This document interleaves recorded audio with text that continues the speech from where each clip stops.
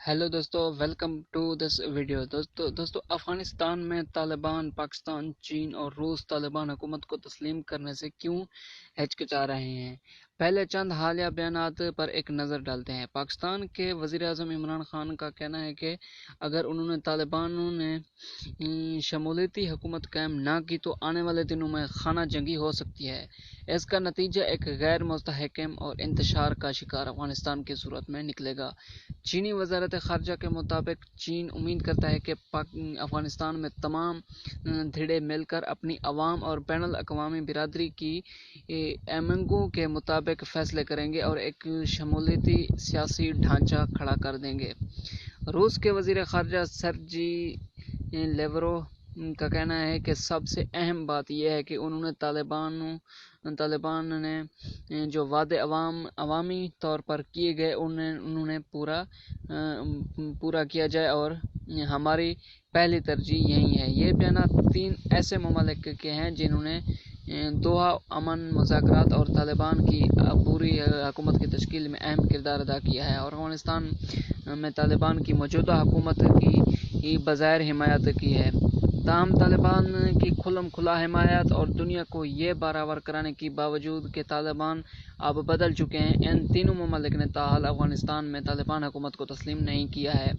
पाकिस्तान, चीन और रूस से जब ये सवाल पूछा जाता है कि वो तालिबान हुकूमत को तस्लीम क्यों नहीं कर रहा है, तो वो एक जामा हुकूमत की तश्कील, आलमी बिरादरी की एमंगों की पासदारी, दहशतगर्द तंजीमों से फासला रखने और तर्ज हुक्मरानी में तरक्की पसंद सोच जैसी शराइत गनवाते दिखाई देते हैं।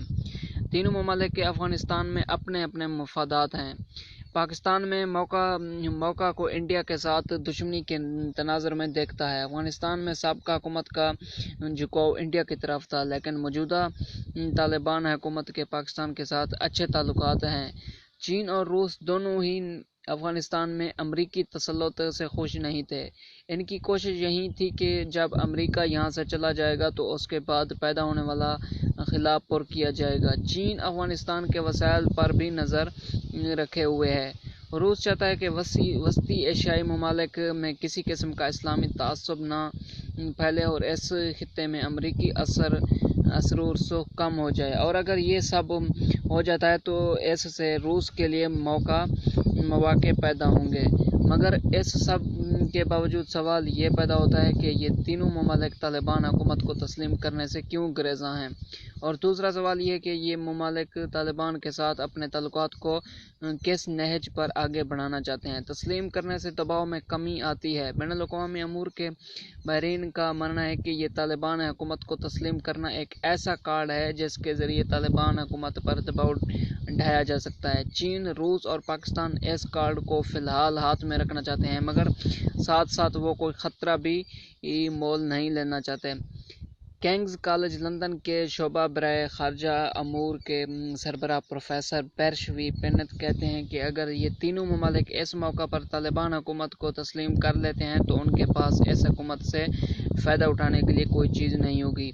इस वक्त वो इनकी ज़रूरत से फ़ायदा उठा सकते हैं, लेकिन एक मरतबा अगर तालिबान हुकूमत को तस्लीम कर लिया गया तो ये फ़ैसला वापस नहीं लिया जा सकेगा। ये फ़ैसला कर लेने के बाद इन ममालिक को अपने फ़ैसले का दिफा करना होगा। इन ममालिक के लिए फ़िलहाल इंतज़ाम करना ही बेहतर है। इस तरह ये ममालिक बैनुल अक़वामी बिरादरी के ख़िलाफ़ भी नहीं जा रहे। इसके साथ साथ तालिबान क़यादत का तआस्सुब भी इन ममालिक की हुकूमतों के हाथ बांध देता है। जिस तरह मौजूद तालिबान को सन् 1996 के तालिबान से अलहदा करके पेश करने की कोशिश की गई और अफ़गानिस्तान में एक नई लिबरल हुकूमत की तश्कील की बात की गई, वैसा होता दिखाई नहीं दे रहा। तालिबान हुकूमत के क़याम को 1 माह होने को है, लेकिन ताहाल इस हवाले से कोई मुस्बत इशारे नहीं मिल रहे। अब भी ख़वातीन के हकूक़ से मुतल्लिक़ शकूक व शबहात मौजूद हैं। लड़कों और लड़कियों की मखलूत तालीम हासिल करने पर पाबंदी है। शरीयत के नफाज के हवाले से भी बात की गई है। लोगों की लाशें چوراہے پر کھلے عام لٹکانے کے واقعات بھی سامنے آئے ہیں اور مختلف علاقوں سے لوگوں کی نقل مکانی اب بھی جاری ہے۔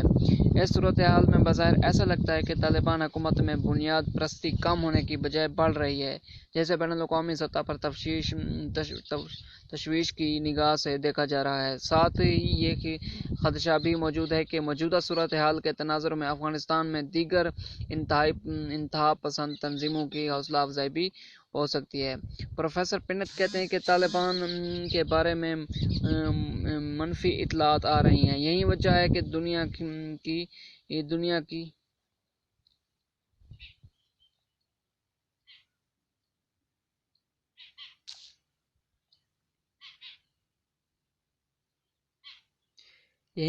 دنیا کی بڑی طاقتیں انہیں تسلیم کرنے میں جلدی نہیں کر رہی ہیں۔ ایسی صورتحال میں اگر چین، روس اور پاکستان طالبان حکومت کو تسلیم کرتے ہیں تو اس معاملے پر بین الاقوامی برادری کے درمیان اختلافات پیدا ہو سکتے ہیں۔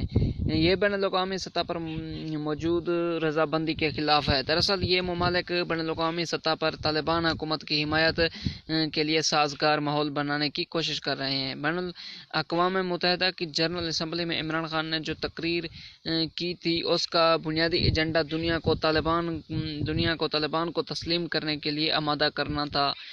جتنے ممالک اس سمت میں جائیں گے، پاکستان طالبان کے حوالے سے اپنی پالیسی میں اتنا مضبوط ہوگا۔ بڑھتی ہوئی اسلامی شدت پسندی کا خدشہ۔ شروع سے ہی روس، چین اور پاکستان نے اس بات پر زور دیا ہے کہ طالبان کی حکومت میں افغانستان کی سرزمین ان کے خلاف استعمال نہیں ہونی چاہیے۔ پاکستان تاریخ طالبان کے بارے میں اپنے خدشات کے بارے میں آگاہ کرتا رہا ہے، جبکہ چین کو ڈر ہے کہ اس کے سنکیانگ صوبے میں مشرقی ترکستان اسلامک موومنٹ مضبوط نہ ہو جائے، اور روس چاہتا ہے کہ وہ اپنے ہمسایہ ممالک کے ساتھ امن برقرار رکھیں۔ وادی پنج شیر میں طالبان نے سیاسی مخالفین کو جس طرح قتل کیا ہے، اس پر تاجک اور ازبک ناراض ہیں۔ قازقستان، تاجکستان اور ازبکستان روس کے قریب ہیں۔ یہاں روس کے لیے اس بڑھتی ہوئی ناراضگی سے بچنا مشکل ہوگا۔ جواہر لال نہرو یونیورسٹی کے centre for south Asian studies کے پروفیسر سنجے کے بہردواج کہتے ہیں کہ طالبان کی حکومت میں موجود بنیاد پرستی صرف افغانستان تک محدود نہیں ہو رہی ہوگی۔ یہی بات روس، چین اور پاکستان کو پریشان کر رہی ہے۔ جو بات انتہائی اہم ہے وہ یہ کہ طالبان حکومت میں حقانی گروپ کا غلبہ ہے، اور اس گروہ کے متعصبانہ رویے کے بارے میں پوری دنیا جانتی ہے۔ یہی وجہ ہے کہ یہ تینوں ممالک ایک جامع حکومت کی بات کر رہے ہیں تاکہ ایک لبرل طالبان حکومت کو ان کے خلاف استعمال نہ کیا جا سکے۔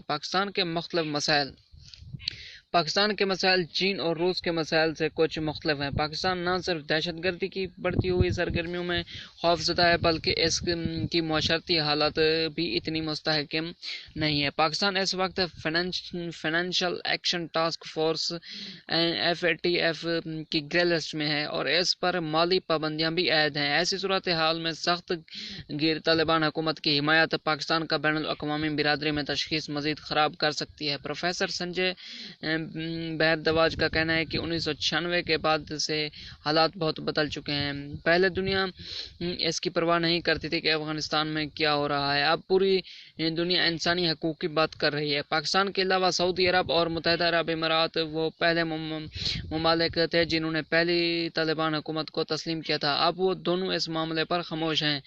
اس لیے پاکستان فی الحال اتنا بڑا قدم اٹھانے کا متحمل نہیں ہو سکتا۔ پاکستان انسٹی ٹیوٹ فار پیس اسٹڈیز کے ڈائریکٹر عامر رانا کا کہنا ہے کہ پاکستان نے پہلے بھی جب طالبان کو تسلیم کیا تھا تو اس کے کوئی اچھے نتائج سامنے نہیں آئے تھے، اس لیے اس مرتبہ پاکستان اس معاملے پر محتاط اور عالمی برادری کے ساتھ کھڑا ہونا چاہتا ہے۔ ان کا مزید کہنا تھا کہ تسلیم نہ کرنے کے باوجود پاکستان کی حمایت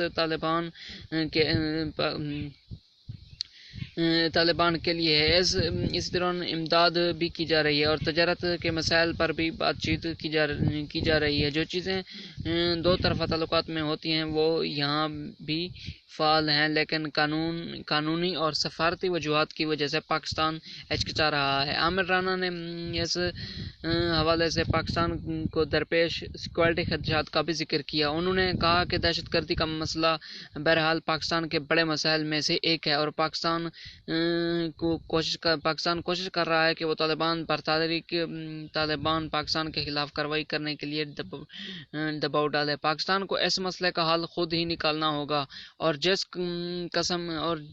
قسم کی حمایت کی پاکستان کو توقع تھی وہ ممکن نہیں نظر آ رہی. لیکن وسیع تر تناظر میں ٹی ٹی پی سے بڑھ کر اہم یہ ہے کہ افغانستان میں استحکام اور خطے میں پاکستان کو اس حوالے سے اتنی برتری کو قائم رکھنا ہے. کیا افغانستان میں شمولیتی حکومت کی تشکیل ممکن ہے؟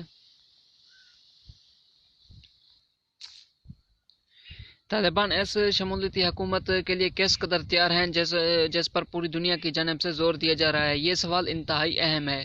امریکہ، انڈیا، روس، چین اور پاکستان سب اپنے مفاد کے مطابق ایک شمولیتی حکومت چاہتے ہیں.